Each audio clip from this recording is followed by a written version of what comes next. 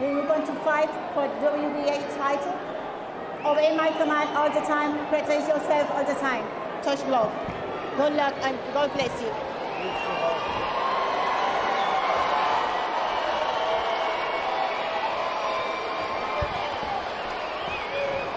Stephanie Hahn versus Holm. The WBA lightweight world title on the line. This one's scheduled for 10 3-minute rounds, and here we go. You see the southpaw Holm in the all blue. These are fighters with opposite stances, but similar ideas, trying to kind of jump in with their backhand. And so it's not just the footwork, but they're almost mirror images of one another, but in an opposite stance. Yeah. Christina Poncher, Corey Erdman, Raul Marquez, and Michaela Mayer on the call here with you. And both of these ladies also both said they're looking to counter. So that's something we have to be aware of too when we talk about headbutts and then both coming in looking to both land simultaneously off the counter. Yeah, so far in the first round, that's what it looks like. I see Holly, you know, it's got that little bounce too, like Robinson, a little bounce and movement, but Hahn was able to time her there pretty well. Hahn's jab was working beautifully for her in the first fight, and it was Holm who admittedly said, I started a little bit too late in that first fight. It looks like she's already picked up the pace and is in a better rhythm, at least physically, than how she looked in the first fight, Corey. Yeah, it's a good left hand from Holm, though. And Holly used a word to describe Stephanie Hahn. She called her a point fighter. And Raul, to go back to your point that you made during the opening, yes, you feel that Holm has to make it messier. She's circling a little bit more, and she's making Stephanie Hahn come to her, which could be the adjustment she decided to make going into the second fight.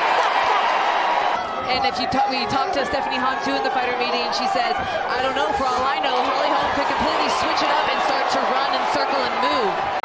From far distance, she's like lunging with the left hand. She does look, that's why she's not very successful when Hahn is moving, because she's a little bit short. But now that she has Hahn coming to her, it's just that perfect combination of Hahn stepping in and her really throwing that backhand strong, and they kind of just meet.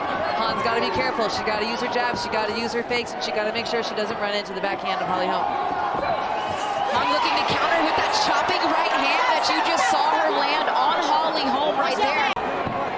Yeah, when you're fighting the southpaw, when you're an orthodox fighter, when you're Hahn, you want to land that right hand left hook.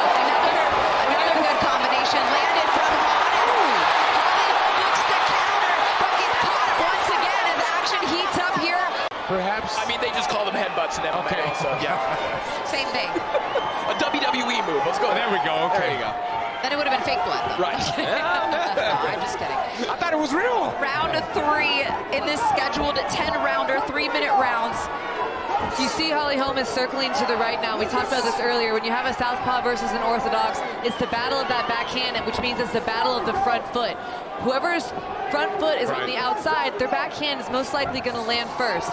So by Holm circling to the right, she has Hahn circling to her right. And now Holm now has the positioning when it comes to the feet. Hahn again catches Holm with a great combination, culminated with the right hand after the left hook up top. Finding her timing early tonight, Stephanie Hahn. And one thing I'm seeing out of Holm here in this round, and Raul, I don't know if you're seeing this as well, sometimes when Holm is jabbing, she's bringing her power hand across her face, almost like a crab defense in a sense, and it's opening up that lane for Hahn's hooks. She wants to do more damage to that cut. What's that? Uh-oh. The head, baby, the head. Opened up with a wide hook there with the lead right hand, did Holm. That Holm is sort of sitting in right now. Right hand that landed there from Hahn on top of the head. Back comes Holm. Look at this. Yeah, and Holm inching closer and closer to landing that left hand. She hasn't been able to land it flush too much tonight, but she's just a hair away from closing and figuring out that distance. She's still a little bit off reach with that left hand. Just a little bit. But she's working herself in there. Come on, right, let's step back. I think as the rounds go, she's going to start getting closer and closer, stepping it up. There it is. It lands flush straight with the left hand for Holm at the 10-second marker of the round.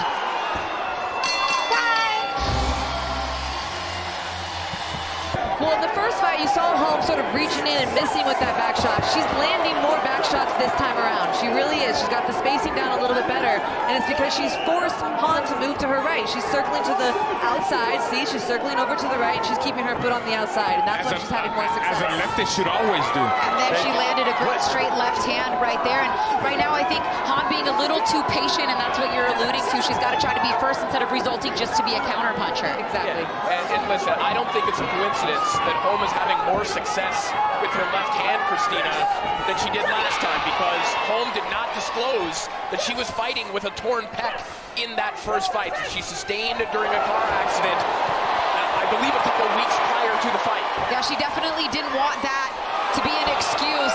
When we spoke to her this week, and I kept pressing her about why the slow start in the first fight, she said, yeah, I definitely wasn't at 100%.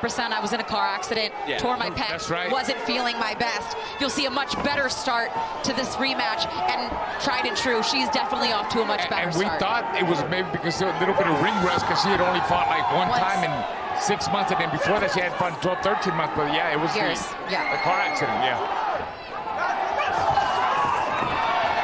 Han was also doing a little bit more body work in the earlier rounds, having trouble catching up to Holly Holm and landing those shots down to the body these last two. She gets in a good counter shot there. And looking to land a double jab, but rear left hand is Holly Holm, who again is having more success, and now right on that cut, Raul, a little blood starting to come right back down. Double jab left hand for Holm to start round 5. Body work there with the rear right hand from Stephanie Han. You see Holly Holm really staying hard over to the right. Using her lateral movement now, which she's known for doing. If you watch some of her older boxing fights, she was really big on that lateral movement.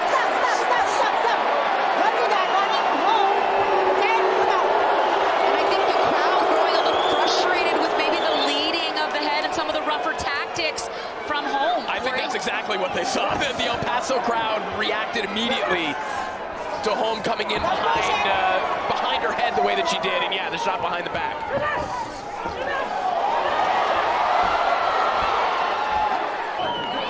One thing I want to point out about Han's style that I always really like is she's really good at her space. And anytime Holly Holm is about to attack, she takes a tiny little step back, see, and then she tries to counter. But it's almost like her strength is playing as a weakness in this fight. Instead of taking the step back and trying to counter, she needs to meet Holly Holm with the shots. Because taking that step back is getting her out of range, and she's missing the counter by a second. Excellent stuff, Michaela, as Han looks to land that straight right hand to the body of Holm, as a straight left hand lands for Holm on the chin of Han. Yeah, that really found her mark, and that's what Holly needs to do, more of that. Get more in range, get closer. Well, when you have a fighter that takes a step back like that, you double up the jab. Double up, triple up the jab. And you close his face before you drop in your power shot. Even more than she has so far in this first 5 rounds. Yeah, and there was an added element of strategy to that instruction too. He said, I want her against the ropes by the end of the round. Right. Again, we've talked about that strategy of making that final impression in the round. It's clearly in the back of the head of the home corner. In order to do that, one of them has to follow up with a second combination. They're both throwing their backhand and their hook, but it's who adds that third and fourth punch is who's going to come out and win this fight. And I said that from the beginning. Who's going to add that second combination? It can't just be them meeting each other each time with a 1-2 or a right hand hook. And what's interesting is that the pace has slowed down, but Holly Holm has decided to stand there and throw a little bit more instead of move around how she did much of the fight. Hopefully now, listening to what her corner told her and backing Han up. Power hand, which is the left hand, and she keeps getting caught. Yeah. And she beats her to the combination too all the time. And all Holly does after she finishes. And Holm connected with the left hand there as well. Good attempt from Han, though, to counter with a right, left, right. 3 punches. That's what she has to do now. She got to pick up the combinations. And where does the round end with Han's what? Yeah, Han needs more jabs. If you're going to move to the right, the jab is even more important because you can thread it through Holly's 2 hands. You can thread it in that way, and it'll land, but it's got to be consistent. Yeah, to that point, Han... And she has, as much as Han has watched Holly Holm and idolized her over the years, Michaela, Good double hook. Holm has an unusual style that's very hard to replicate in sparring. She has spacing and distance that is not like a lot of other fighters. Yeah, it's very awkward, and sparring is very important. I think you shouldn't just spar anyone going into a fight. They should emulate the type of fighter that you're going against. And the Han team told us they felt like they had some amazing sparring, some really solid sparring. One of their main sparring partners, Ariana Carrasco, gave her some really good work, and that was a nice left hand landed by Han there. They caught Holm pulling out. Yeah, you know, you have to give Holly credit. She has a lot of experience. We know she's older, but she's been active. She's been active for so long. She's proving why with this adjustment that she's making in this second fight. I like the way she's countering off that bounce. You know, she bounces, then throws the jab left hand, and that's catching Stephanie Han. Stephanie Han's not moving her head at all, giving no kind of head movement. She's walking straight and getting caught by the left hand. There goes another left hand. Raul, you gotta like Holm using her physicality on the inside there, kind of ragdolling on there. I think that favors, a fight like that, especially in the later rounds, you know, the strength of Holly, you know, all her martial arts, tactics and all that, the wrestling, I think she needs to keep doing that when she gets in the inside. Yeah, she has better in and out movement right now. She's attacking, she's able to push off that back foot attack and then get right back out, whereas Han is sort of settled in her place. Yeah, definitely got to turn into a dogfight here. And there's a few rounds left. I was going to say that. And at this point, you know, Stephanie Han, it's a close fight. I think Holly Holm is up. Secondary sanctioning bodies, they were holding the mantle for women's boxing. And so for Holly to come back as a Hall of Famer to win a genuine world title like this would be really meaningful. Do you get the feeling that Han needs to take the intensity up just a little bit? Like your champion, we're closing in the championship rounds. You need to step on the gas a little bit more here. She needed that sparring and that training for someone like this, and you know, maybe she didn't have the exact kind. The jab working, the left hand working, the movement, the physicality, all working for Holly Holm here. 30 seconds left. Yeah, she's sticking to whatever her game plan was. Whatever Holly Holm's game plan was, she's sticking to it. Jumped right in, popped her with the straight left hand, and feeling in rhythm is Holly Holm as she struts with her hand up back to the corner.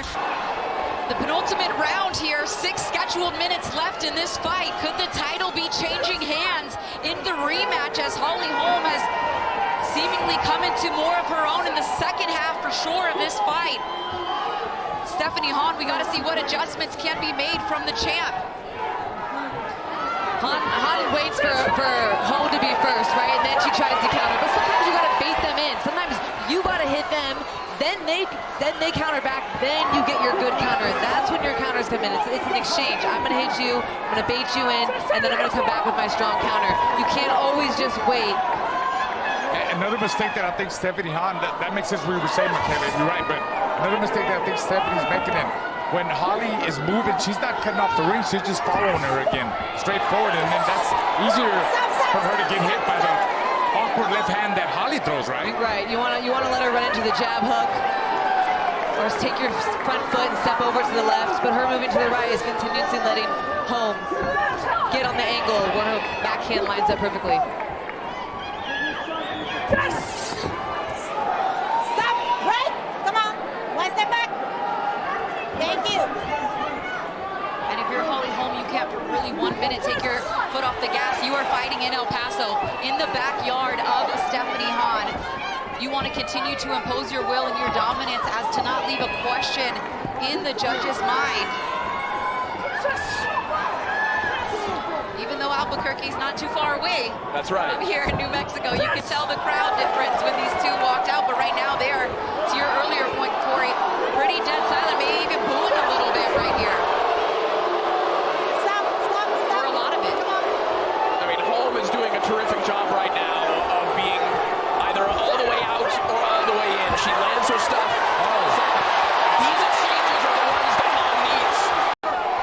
Even the jab right now, lazy jab, not the weapon that it was before. She's not throwing it out there with as much intention, with the same speed and ferocity as she did in the first fight. You got to do everything you can to push Holly Holm back. But does she have that in her right now in the 10th round? Can she do it? I mean, it's not her style. It's not her style. Yes.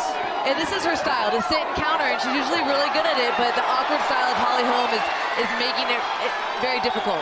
A stiff jab at least. Yeah, but just every time Holly Holm keeps turning like that and turning, it puts Stephanie Han off balance. She really can't throw her combinations like how she is used to doing it, right? Even if she gets even closer, it makes it awkward. Like, it's an awkward positioning every time Holly Holm keeps turning that kind of way. Being able to see these things and really see in the ring and adjust each round, that comes with experience. And, you know, she did take 10 years off to have her family and do a lot, but, you know, that's 10 years out of the ring where she hasn't learned how to see certain things. But she's been back